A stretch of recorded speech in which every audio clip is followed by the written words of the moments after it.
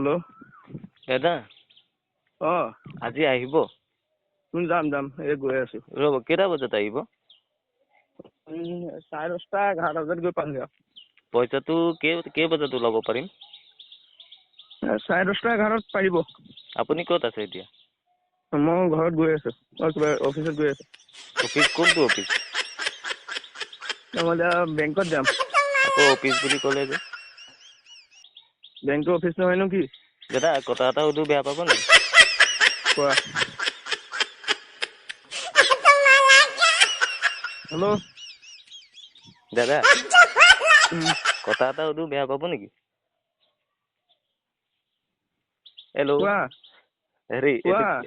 আপুনি যে পইচাবোৰ দিয়ে ক'ত বনায়